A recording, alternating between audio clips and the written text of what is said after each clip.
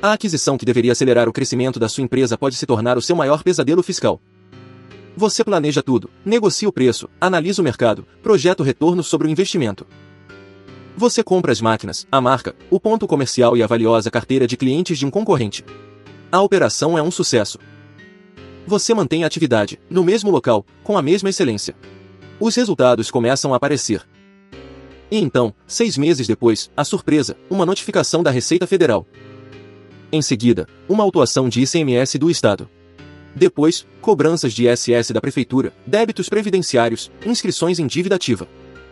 Todas as dívidas pertencem ao antigo proprietário.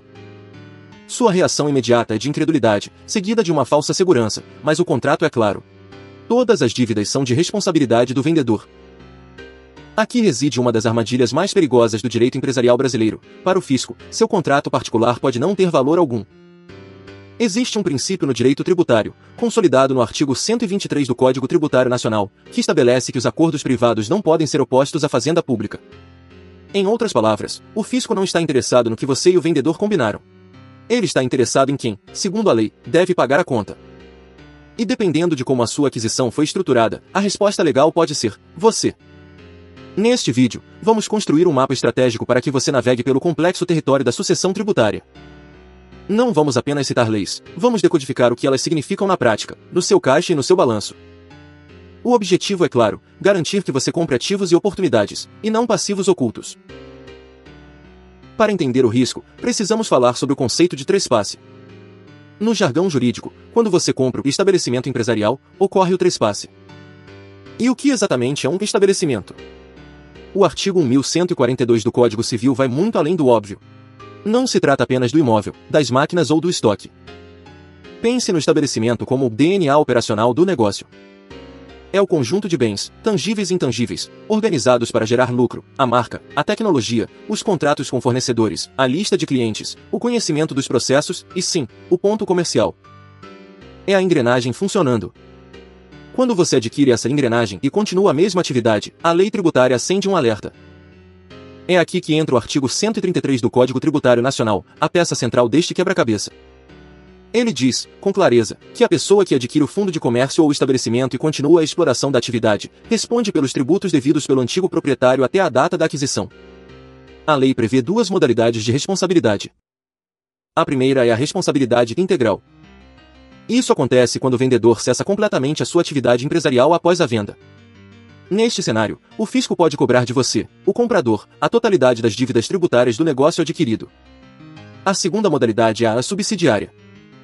Ela ocorre se o vendedor continuar no mesmo ramo de atividade ou iniciar uma nova atividade em até 6 meses da venda. Neste caso, o fisco primeiro tentará cobrar do vendedor. Se ele não pagar, o fisco se voltará contra você. Parece mais seguro, mas na prática, se o vendedor já estava com problemas financeiros, a chance de o fisco não encontrar ou ele não ter bens é altíssima. Mas o direito não cria apenas armadilhas, ele também oferece saídas estratégicas. A mais importante delas é a alienação de unidade produtiva isolada, ou UPI, dentro de um processo de recuperação judicial ou falência. Imagine uma empresa com grande potencial, mas afundada em dívidas e passando por uma recuperação judicial. A lei entende que, para salvar a parte saudável do negócio e os empregos que ela gera, é preciso atrair investidores. E nenhum investidor compraria uma parte dessa empresa se tivesse que herdar todas as suas dívidas. Por isso, a Lei 11.101 de 2005, que regula a recuperação e a falência, criou uma regra de ouro, um verdadeiro porto seguro. O artigo 60, em seu parágrafo único, e o artigo 141, inciso 2, estabelecem o que o mercado chama de clean sale, ou venda limpa.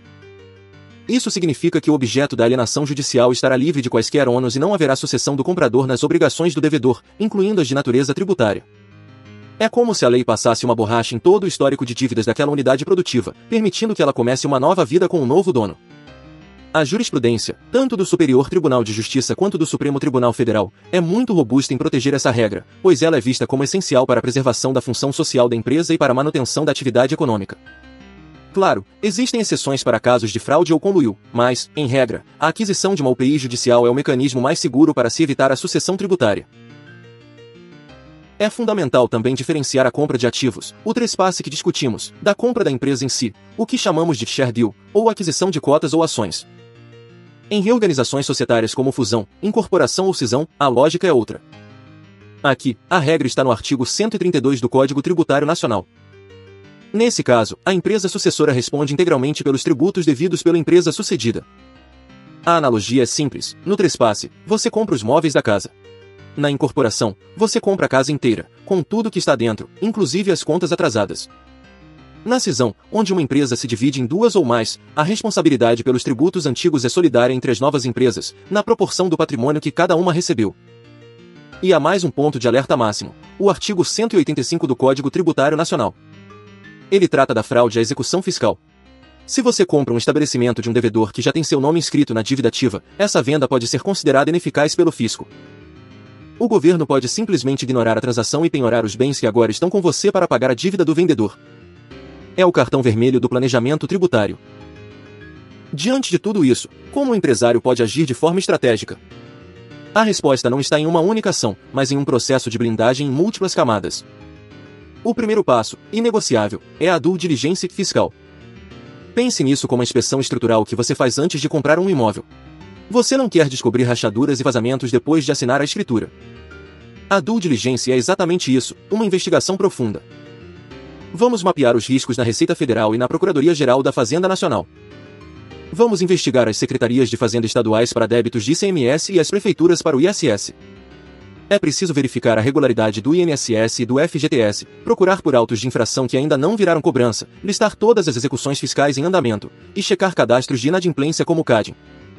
Mais do que isso, um bom diagnóstico vai analisar o histórico de fiscalizações e se a empresa utiliza regimes especiais de tributação que possam ser questionados. Essa investigação não apenas quantifica o passivo, mas revela a cultura fiscal da empresa que você está comprando. Com o mapa de riscos em mãos, passamos para a estruturação da operação. Se a due diligence revelou um passivo fiscal elevado e existe a possibilidade, a aquisição via UPI em um processo judicial se torna a opção mais atrativa por conta da clean sale. Se essa não for uma opção, o desafio é desenhar uma compra de ativos que não se caracterize como trespasse com continuidade. Isso pode envolver, por exemplo, não adquirir todos os ativos essenciais, mudar o local da operação, ou reconfigurar a atividade empresarial de forma a quebrar o nexo de continuidade que atrai a responsabilidade. Cada detalhe importa. A terceira camada de proteção é o contrato. Embora, como já vimos, ele não proteja você do fisco, ele é a sua arma contra o vendedor. O contrato precisa ser uma fortaleza. Cláusulas de declarações e garantias, onde o vendedor atesta a saúde fiscal do negócio sob pena de penalidades. Uma cláusula de indenização robusta, que o obriga a ressarcir você por qualquer dívida tributária anterior que apareça. E, mais importante, mecanismos de garantia financeira, a conta escrow, onde parte do pagamento fica retida com um terceiro por um período, servindo como um seguro para pagar eventuais passivos.